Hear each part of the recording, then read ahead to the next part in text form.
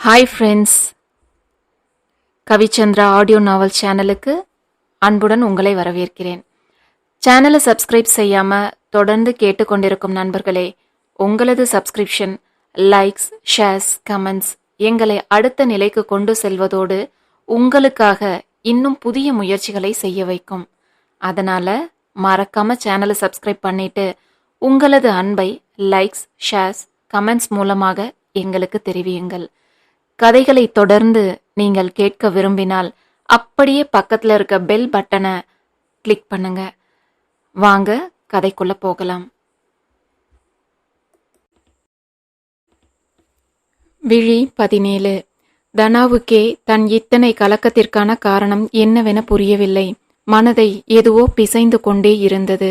அன்று ஆதிக்கும் இவளுக்குமான திருமண பேச்சு எடுத்தபோது கூட ஆதிக்கு இவள் பொருத்தமா என்றெல்லாம் தனாவின் மனம் கொஞ்சம் கூட யோசிக்கவே இல்லை. அவன் மன வலியை, காயத்தை அறிந்திருந்தவள் என்பதால் அந்த மன காயத்திற்கு மருந்தாக அவனுடன் இருக்க வேண்டும் என்று மட்டுமே தனாவுக்கு அந்த நேரம் தோன்றியிருந்தது. அதை கடந்து எதையுமே தனா அந்த நேரம் யோசித்து இருக்கவில்லை. ஆனால் நேற்று அபி பேசிய பேச்சு தனாவை மனதளவில் வெகுவாக பாதித்து இருந்தது. ஆதிக்கு அவள் பொருத்தம் இல்லையோ என்ற எண்ணம் நேற்று முதல் அவளுள் உழன்று கொண்டே இருந்தது. அதே யோசனையில் இருந்தவளுக்கு அழகு, படிப்பு, திறமை என ஆதியோடு ஒப்பிட்டால் தனா ஒன்றுமே இல்லை என்று அவளுக்கே புரிந்தது. இப்போதைக்கு வேலையில்லை என்ற ஒரு விஷயமே அவனை மற்றவர் பார்வையில் குறைத்து மதிப்பிட செய்திருந்தது. அதுவும் கூட ஆதிக்கு இப்போது கிடைத்திருக்கும் வாய்ப்பை பற்றி யோசிக்கும் போது இங்கு அடிபட்டு போகிறது. இதே யோசனையோடு இருந்தவளின் செவியில் அபி தன் அன்னையிடம் அறைக்குள் விவாதம் செய்து கொண்டிருந்தது தெளிவாக கேட்டது. ஆதிக்கு எந்த வகையிலும் கொஞ்சமும் தனா பொருத்தம் இல்லை என அவள் சொல்வதும், அதற்கு காஞ்சனா மறுப்பாக பதில் சொல்வதும், மகளை இனி இப்படியெல்லாம் பேசக்கூடாது என அன்போடு சற்று அழுத்தமாகவே அவர் கண்டிப்பதும் தெளிவாகவே கேட்டது. இதில் ஆதியும் அந்த நேரத்தில் வீட்டில் இல்லாமல் போனதில் அன்றைய நாள் முழுக்க இதே சிந்தனையில் தனா இருந்தாள். அவளை மேலும் சோதிப்பது போல் அன்று மாலை தங்கையை தேடி வந்து பேசினாள் சஞ்சனா.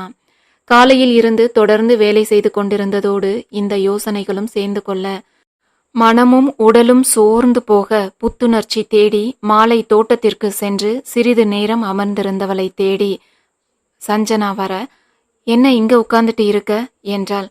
அதில் சோர்வோடு அக்காவை திரும்பி பார்த்து புன்னகைத்த தனா, சும்மாதான், கொஞ்சம் இங்க காத்துல உட்காரணும் போல இருந்ததுக்கா என்றாள் தனா. ஓ, நான் கூட காலையில அபி பேசினதை யோசிச்சு ஃபீல் பண்ணிட்டு இருக்கியோன்னு நினைச்சேன் என ஒரு மாதிரியாக இழுத்து சொன்னவாறே தனாவுக்கு அருகில் சஞ்சுவும் அமரவும் அதை பற்றியே யோசித்து கொண்டிருந்த தனாவுக்கு மீண்டும் சஞ்சு இதையே பேசவும் மனம் கனமானது. இங்க பாரு தனா, நீ யாரு சொல்லி இல்ல எதை நினைச்சு இந்த கல்யாணத்துக்கு சம்மதிச்சேன்னு எனக்கு இப்போ வரைக்குமே புரியல. ஆதி உனக்கு கொஞ்சம் கூட பொருத்தமே கிடையாது. அவர் படிப்பு, அழகு, திறமை இதையெல்லாம் விட உங்க 2 பேருக்கு இடையில இருக்க வயசு வித்தியாசம். இது எதையுமே நீ யோசிக்காம எப்படி சம்மதிச்ச? அபி பேசினதில் எந்த தப்பும் இல்ல. ஒரு தங்கையா அபிக்கு அவங்க அண்ணன் மேல அன்பும் அதில் உண்டான கோபமும் நியாயமானதுதான். இப்போ என்னோட கவலையெல்லாம் என் தங்கையான உன்னை பத்தி மட்டும்தான் என்று சொல்லி சஞ்சனா சிறு இடைவெளி விட்டு நிறுத்தவும் அவளை கேள்வியாக நிமிர்ந்து பார்த்தாள் தனா. ஆதி எப்பவுமே எல்லாமே தி பெஸ்ட் வேணும்னு நினைக்கிற டைப். எதிலுமே அவருடைய தேவையை, ஆசையை விட்டு கொடுக்கவே மாட்டார். அப்படிப்பட்டவர் உன்னை எப்படி கல்யாணம் செஞ்சுக்கிட்டார்னு எனக்கு இப்போ வரை புரியல. ஒருவேளை அவங்க அப்பாவோட உடல்நிலைக்காக கூட இருக்கலாம். ஆனா இந்த காரணத்துக்காக செஞ்ச கல்யாணம் எவ்வளவு நாள் நீடிக்கும்னு நீ நினைக்கிற என்றாள் சஞ்சனா. இது ஏற்கனவே சஞ்சலத்தில் இருந்த தனாவின் மனதில் பெருத்த ஒரு அடியாக விழுந்தது. அதில் அவள் பதிலின்றி அமைதியாக இருக்க, இங்க பாரு தனா, இப்போ ஆதிக்கிட்ட இருக்க ஒரே மைனஸ் அவருக்கு சரியான வேலை இல்லாததுதான். இனி அதுவும் இல்லைன்னு ஆகிடுச்சு. அவருக்கு நல்ல ஒரு சான்ஸ் கிடைச்சிருக்கு. ஆதிக்கு இருக்க திறமைக்கு அதை பிடிச்சிட்டு மேல எங்கேயோ உச்சியில போய் உட்கார போறாரு. அப்போ இப்படி இருக்க உன்னையெல்லாம் மதிப்பார்னு நினைக்கிறியா? வெளி உலகத்துக்கு இவதான் என் மனைவின்னு உன்னை அவரால் அறிமுகப்படுத்த முடியுமா? நீயே கொஞ்சம் யோசிச்சு பாரு. இப்போ அப்பாவுக்காக எதுவும் தப்பு இல்லைன்னு தோன்ற விஷயம் தனக்குன்னு வரும்போது பெரிய தப்பு செஞ்சிட்டோமோ, அவசரப்பட்டு முடிவு எடுத்துட்டோமோன்னு தோணும். அப்போ கண்டிப்பா விவாகரத்து வேணும்னு வந்து நிக்கத்தான் போறாரு. அதுக்குள்ள அவரையே நம்பிக்கிட்டு இருந்து உன் வாழ்க்கைய தொலைச்சிடாத. என்னதான் இது என்னுடைய புகுந்த வீடா இருந்தாலும் எனக்கு நீயும் முக்கியம்தானா? உன்னை பற்றியும் நான் யோசிக்கணும் இல்லையா? ஆதிக்கு நிச்சயமா நீ செட் ஆக மாட்ட. அவங்களா உன்னை வெளியே போன்னு சொல்றதுக்கு முன்ன நீ முந்திக்கோ. எல்லாத்துக்கும் தயாரா இரு. அவர் போன்னு சொல்லும்போது ஐயோ இனி நான் என்ன செய்வேன்னு நீ நிக்க கூடாது. தைரியமா என் கால்ல என்னால நிக்க முடியும்னு நீ வெளியே போகணும் என ஆறுதல் சொல்வது போன்ற தொனியில் கொஞ்சம் கொஞ்சமாக மனதளவில் தனாவை பலவீனமாக்கி கொண்டிருந்தாள் சஞ்சனா. ஏற்கனவே இதையெல்லாம் யோசித்து குழம்பி போய்த்தான் இங்கே வந்து அமர்ந்திருந்தாள் தனா. இப்போது அதையே சஞ்சுவும் சொல்லவும் தனாவுக்கு மனம் தவிக்க துவங்கியது. அந்த தவிப்பும் குழப்பமுமே ஆதி கிளம்பும் நேரம் அவளை அப்படி பரிதவிக்க செய்திருந்தது. அவளின் அந்த தவிப்பை போக்க எண்ணி ஆதி அணைத்தது எல்லாம் தனாவின் கவனத்தில் பதியாமலே போயிருந்தது. அவளின் தவிப்புக்கு அவனின் அருகாமையும் அணைப்பும் ஆறுதல் கொடுத்திருக்க, அது மட்டுமே அவளுள் இருந்த தவிப்பை குறைக்க போதுமானதாக இருக்க, மற்றதையெல்லாம் கவனிக்கும் நிலையிலேயே அவள் இல்லை. இறுதியாக அவளின் கைப்பற்றி 1000 பத்திரம் சொல்லிவிட்டு மீண்டும் ஒரு முறை தனாவை அணைத்து விடுவித்தவன் அவனையும் அறியாமல் டேக் கேர் ரணி என அவளின் நெற்றியில் இதழ் ஒற்றியிருந்தான். இதுவுமே அவள் கவனத்தில் பதியாமல் போயிருந்தது. அவள் மனதில் பதிந்ததெல்லாம் அவனின் அருகாமை கொடுத்த தைரியம் மட்டுமே. இதற்குள் நேரமாவதை உணர்ந்து விலகவே மனமில்லாமல் ஆதி அங்கிருந்து தனாவின் ஒற்றை விரலை பற்றியவாறு வாயிலுக்கு அழைத்து வர, இதையெல்லாம் தூரத்தில் இருந்து பார்த்து முறைத்து கொண்டிருந்தாள் சஞ்சனா. வெளியில் வந்து அனைவரிடமும் விடை பெற்று கொண்டு மீண்டும் தனாவின் விரலை ஒரு முறை அழுத்திவிட்டு தலையசைப்பில் விடை பெற்றவாறே அவியின் காரில் ஏறி அமர்ந்தவன் அங்கிருந்தும் டேக் கேர் என்று இதழசைவில் சொல்லிவிட்டே கிளம்பினான் ஆதி. இதையெல்லாம் முறைப்பும் வெறுப்புமாக பார்த்து கொண்டு நின்றிருந்த சஞ்சனா வேகமாக தன் அறையை நோக்கி சென்றாள். அவள் மனதில் மீண்டும் மீண்டும் ஆதி தனாவை அணைத்த காட்சியும் முத்தமிட்ட காட்சியும் தான் வந்து கொண்டிருந்தது. எப்படி அவரால் இப்படி இவ்வளவு நெருக்கமா அவ கூட இருக்க முடியுது? என்னை கூட இதுவரைக்கும் ஹக் பண்ணதே இல்லையே. எதுவா இருந்தாலும் ஒரு எல்லைக்குள்ளேயே இருக்கணும்னு சொல்லியே பழகியவன் இன்று எப்படி இவ்வளவு இயல்பாக அவளோடு இழைந்ததை அவளால் ஏற்றுக்கொள்ளவே முடியவில்லை. அப்படி என்ன என்னை விட அவ ஸ்பெஷலா போயிட்டா என்று பல்லை கடித்தபடி யோசித்தவளுக்கு தனா ஆதியின் மனைவி என்பது மனதில் ஏறவே இல்லை. அப்படியே அதே யோசனையில் அமர்ந்திருந்தவளின் மனம் தானாக ஆதியை முதலில் சந்தித்த நாளுக்கு பயணித்தது. சஞ்சனா அந்த பொறியியல் கல்லூரியில் 1ஆம் ஆண்டு சேர்ந்து 1 மாதம் சென்று கொண்டிருந்தது. அப்போது அடிக்கடி அவள் செவிகளில் அதிகம் கேட்டது பெயர் ஆத்விக். இது இயல்பாக அவளுள் இருந்த ஆர்வத்தை தூண்ட சில சீனியர் மாணவிகளிடம் விசாரித்ததில் இந்த கல்லூரி நாயகன் ஆதி என துவங்கி ஒவ்வொருவரும் படிப்பு, கலை நிகழ்ச்சி, ஸ்போர்ட்ஸ், அழகு என அவனை பற்றி சொல்ல சொல்ல ஆதியை நேரில் பார்க்கும் ஆர்வம் அவளுள் அதிகரித்து கொண்டே சென்றது. ஆனால் அவன் இறுதி வருட மாணவன் என்பதால் சஞ்சனாவால் அவ்வளவு சீக்கிரம் ஆதியை பார்க்க முடியாமல் தள்ளி போய்கொண்டே இருந்தது.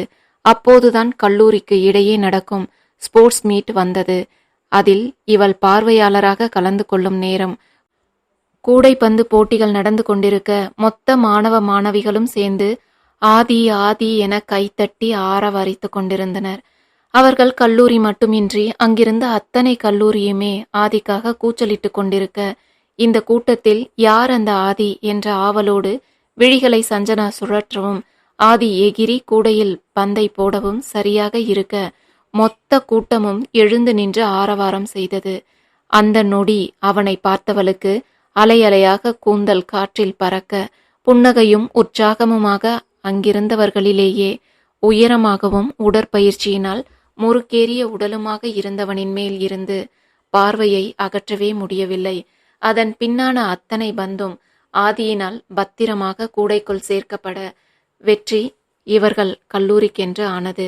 அதில் இருந்து ஆதியின் விசிறியாகவே மாறிப்போனாள் சஞ்சனா. கல்லூரியில் தூரத்தில் எங்காவது ஆதியை கண்டுவிட்டாலும் கூட அவன் அந்த இடத்தை விட்டு நகரும் வரை ஏதேதோ காரணம் சொல்லிக்கொண்டு அங்கேயே சுற்றி வருவாள் சஞ்சனா. கல்லூரி நாயகனாக அவன் மேல் உண்டான ஈர்ப்பு பின் அப்படியே கொஞ்சம் கொஞ்சமாக காதலாக மாறி இருந்தது. அதிலும் அந்த கல்லூரியில் பலர் அவனை தன் கனவு காதலனாக கிரஷாக பார்ப்பதை அறிந்திருந்தவளுக்கு ஆதியை எப்படி தன்னை காதலிக்க வைப்பது என்பதே பெரும் கவலையாகி போனது. ஆதி அனைவரோடும் கலகலப்பாக பேசக்கூடியவன்தான். எல்லோரையும் முறைத்து கொண்டோ பெண்களோடு பழகமாட்டேன் என்றோ தள்ளி நிற்பவன் இல்லை. அவன் இருக்கும் இடம் எப்போதும் கலகலப்பாக இருக்கும். அப்படிப்பட்டவனை நெருங்குவதோ பேசி பழகுவதோ ஒன்றும் சஞ்சனாவுக்கு அவ்வளவு கடினமாக இருக்கவில்லை. இவள் போய் பேசியதுமே அவனுமே நட்பு கரத்தை நீட்டி இருந்தான். அதன் பின் ஒரு சீனியராக நண்பனாக எப்போது எந்த உதவி கேட்டாலும் உடனே வந்து உதவக்கூடியவன்தான் ஆதி. இதெல்லாம் ஒரு எல்லைக்குள்ளேயேதான் இருக்கும். கண்ணுக்கு தெரியாத ஒரு மெல்லிய கோட்டை போட்டுக்கொண்டே அனைவரோடும் அவன் பழகுவது அவனையே கவனித்து கொண்டிருந்த சஞ்சனாவுக்கு தெளிவாக புரிந்தது. ஆதி சட்டென கடினமான வார்த்தை பேசவோ முகத்தில் அடித்தது போல் பதிலளிக்கவோ மாட்டான்தான். ஆனாலும் அவனிடம் ஒரு எல்லை கோடு இருப்பது தெரிந்தே எப்படி அவனை அணுகி தன் மனதை திறப்பது என்று புரியாமல் சஞ்சனா தவித்து கொண்டிருந்தாள். இதற்குள் ஆதிக்கு இறுதி வருட படிப்பு முடிய 2 மாதங்களே இருந்தது. அவன் இங்கிருந்து சென்றுவிட்டால் எங்கு எப்படி சந்தித்து தன் மனதை உரைப்பது என்று தவித்து போனவள் மீண்டும் அவனை தினமும் இதுபோல சந்திக்க முடியாதென புரிந்து திடமான ஒரு முடிவுக்கு வந்து அவனை தேடி சென்று தன் மனதை தெரிவித்தாள் சஞ்சனா. இத்தனை வருடங்களில் அவனுக்கு எத்தனையோ பேர் காதலை சொல்லி இருக்க, அதே போல இதையும் ஒரு சிறு புன்னகையோடு எதிரில் இருப்பவளின் மனம் நோகாமல் மறுத்துவிட்டு நகர்ந்தான் ஆதி. ஆதி என்ன சொல்லுவான் என்ற பதட்டம் லேசாக இருந்தாலும் எப்படியும் சம்மதித்து விடுவான் என்ற எண்ணமும் தன் அழகின் மேல் ஒரு நம்பிக்கையும் ஒரு ஓரமாக சஞ்சனாவுக்கு இருந்தது. அதை ஆதி தன் வார்த்தைகளால் அடித்து சாய்த்துவிட்டு சென்று இருக்க, ஒரு வாரத்திற்கு சோக சித்திரமாக வலம் வந்தவளுக்கு ஆதியை விடவே கூடாது என்ற எண்ணம் வலுவாக உண்டானது. அதில் தொடர்ந்து விதவிதமாக ஆதியை நோக்கி படையெடுத்து கொண்டிருந்தாள் சஞ்சனா. பலர் இதுபோலத்தான் எதிரில் இருப்பவர்கள் சொல்ல வருவதையோ அவர்கள் மனநிலையையோ புரிந்து கொள்ளாமல் அவர்கள் நினைப்பது மட்டுமே நிறைவேற வேண்டும் என்று எண்ணி தொடர்ந்து தொல்லை செய்வார்கள். அதுபோலத்தான் சஞ்சனாவையும் எண்ணி ஒரு கட்டத்தில் அவளே புரிந்து மற்றவர்களைப் போல விலகி விடுவாள் என்று ஆதி நினைத்திருக்க, நாள் ஆக ஆக அவளின் பிடிவாதமும் படையெடுப்பும் அதிகமாகிக் கொண்டே சென்றது. இதற்கிடையில் ஆதியின் படிப்பும் முடிந்திருக்க, விடுமுறை நேரத்திலும் அலைபேசி வழியே அவ்வப்போது தொடர்ந்து கெஞ்சிக் கொண்டிருந்தாள் சஞ்சனா. அதற்குள் விடுமுறை முடிந்து மீண்டும் ஆதி MBA அதே கல்லூரியில் சேர்ந்திருந்தான். இதில் சஞ்சனா சந்தோஷித்து இருக்க, அங்கு புதிதாக சேர்ந்திருந்த ஒரு பெண்ணோடு ஆதிக்கு நட்பு ஏற்பட்டது. இருவரும் பெரும்பாலும் ஒன்றாகவே இருக்க துவங்கினர். இதை கண்ட மற்ற மாணவர்கள் அவர்கள் இருவரும் காதலிப்பதாக பேச துவங்க, அதையெல்லாம் கேட்ட சஞ்சனாவுக்கு அவ்வளவு ஆத்திரம் உண்டானது. இத்தனை நாள் அவனுக்காக இவள் காத்திருக்க, இது யார் புதிதாக அவளின் வாழ்க்கையில் குழப்பம் செய்ய வந்திருப்பது என்ற கோபம் ஒரு பக்கமும், ஆதி எப்படி தன்னை விட்டு இவளை காதலிக்கலாம் என்ற ஆத்திரம் ஒரு பக்கமுமாக ஆதியை தேடி சென்றவள் அழுது சண்டையிட, செய்வது அறியாது திகைத்தான் ஆதி. இத்தனை உரிமையாக வந்து சண்டையிடுபவளை எப்படி சமாளிப்பது என அவனுக்கு சுத்தமாக புரியவில்லை. இவள் சொல்வது போல் ஆதி யாரையும் காதலிக்கவில்லை. அந்த புதிய பெண் இந்த ஊருக்கு புதியவள். அந்த பெண்ணுக்கு ஆங்கிலமும் தெலுங்கையும் தவிர வேறு மொழிகளும் தெரியாது. பக்கத்தில் அமர்ந்திருப்பவள் என்ற முறையில் பேச துவங்கி பின்பு அப்படியே இருவருக்குமான பிடித்தம், ஆசை என பல விஷயங்கள் ஒத்து போனதில் அது நெருக்கமான நட்பாக மாறியிருந்தது. அதிலும் அந்த பெண் திருமணமானவள், உடன் படிப்பவர்கள் கேலி செய்யக்கூடாது என்று அதை யாரிடமும் சொல்லாமல் மறைத்தவள். உண்மை நண்பன் என்ற முறையில் ஆதியிடம் மட்டும் அதை பகிர்ந்திருந்தாள். இப்போது தன் முன் வந்து நின்று அழுகையோடு சண்டையிடுபவளிடம் கூட அதை சொல்லி புரிய வைக்க முடியாத நிலையில் இருந்தான் ஆதி. அவனின் அந்த அமைதியே சஞ்சனாவை அசைத்து பார்த்தது. அப்போ இதெல்லாம் உண்மைதான் இல்லையா? என்ன உங்களுக்கு பிடிக்கவே இல்லதானே? என் மனசு உங்களுக்கு புரியவே இல்லையா? இனி ன்- நான் நான் என்றவள் அதற்கு மேல் பேசாமல் அழுது கொண்டே அங்கிருந்து ஓட, ஏனோ அவள் இறுதியாக பார்த்து சென்ற பார்வை ஆதியை ஏதோ செய்ய, அவளை சமாதானம் செய்ய எண்ணி சஞ்சனாவின் பின் சென்றான். அவன் சென்ற நேரம் கல்லூரியில் இருந்து 10 நிமிட தூரத்தில் இருக்கும் 4 வழி சாலையில் வேகமாக லாரி வரும்போது திடீரென சாலைக்கு குறுக்கே சென்று நின்றாள் சஞ்சனா. இதை கண்டு பதறி ஓடி சென்று அவளை இழுத்து வந்து சாலை ஓரத்தில் அமர வைத்தவன் சஞ்சனாவை திட்டி தீர்த்து விட்டான். அவளை லாரி மோத வந்த காட்சியை கண்ட படபடப்பு இப்போதும் அவனுள் மிச்சம் இருந்தது. இப்படி முட்டாள்தனமான ஒரு முடிவுக்கு அவள் வருவாள் என கொஞ்சமும் எதிர்பார்த்திராதவன், உனக்கென்ன பைத்தியமா என்றான் எரிச்சலான குரலில். ஆமா, உங்க மேல என அழுது கொண்டே அவ்வளவு அமர்க்களத்திற்கு நடுவிலும் கூறியவளை என்ன செய்வது என்பது போல்தான் பார்த்தான் ஆதி. ஆனால் அந்த நிகழ்வே சஞ்சனாவை பற்றி ஆதியை யோசிக்க செய்திருந்தது. இதுவரை யாரும் அவனுக்காக உயிரை விடும் அளவுக்கு எல்லாம் துணிந்தது இல்லை என்பதாலோ என்னவோ அப்போது ஆதிக்கு வேறு எதை பற்றியும் யோசிக்க தோன்றவில்லை. இறுதியாக ஒரு முடிவுக்கு வந்தவனாக சஞ்சனாவின் காதலை உணர்ந்து அதற்கு சம்மதித்து இருந்தான் ஆதி. அதை அறிந்த நொடி அவளிடம் வந்து போன சந்தோஷமும் குதூகலமும் கண்டு ஆதியே வியந்து போனான். அன்றே தன்மேலான அவளின் காதலின் அளவும் அவனுக்கு புரிந்தது.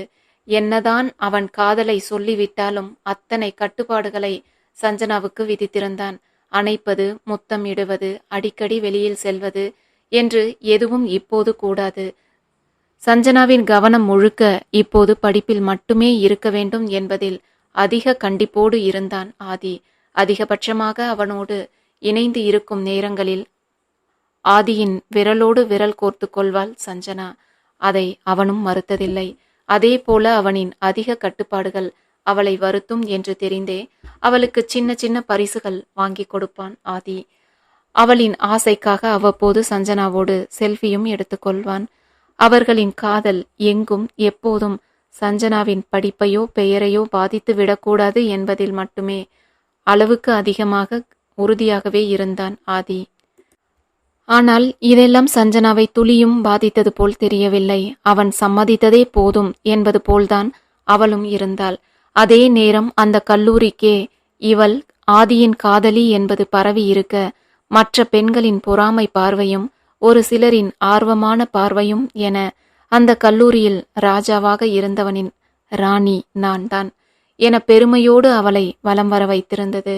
ஆனால் இந்த பெருமையும் பொறாமையும் எல்லாம் அவள் கல்லூரி முடிக்கும் வரை மட்டுமே சஞ்சனாவுக்கு பெரிதாக தெரிந்தது. அதன் பின்னான நாட்களில் அந்த பெருமையெல்லாம் பின்னுக்கு சென்று நிம்மதியும் சந்தோஷமுமாக வாழ வேண்டும் என்றால் அதற்கு பணமே முக்கியம் என்ற முடிவுக்கு அவள் வந்திருந்தாள். சரியாக அதே நேரத்தில் அவி வந்து தன் காதலை அவளிடம் சொல்ல லேசாக மனம் தடுமாறி போனாள் சஞ்சனா. வேலையோ வருமானமோ இல்லாமல் இருக்கும் ஆதியை விட தன் நிறுவனத்திலேயே உயர் பதவியில் இருக்கும் அவியை திருமணம் செய்து கொள்வதே தன் வாழ்க்கைக்கு சிறந்த முடிவென அவளுக்கு தோன்ற அடுத்த 2 வாரத்தில் அவிக்கு சம்மதம் சொல்லி இருந்தாள் சஞ்சனா. மறக்காம சர்ப்ரைஸ் பண்ணுங்க. தேங்க்யூ.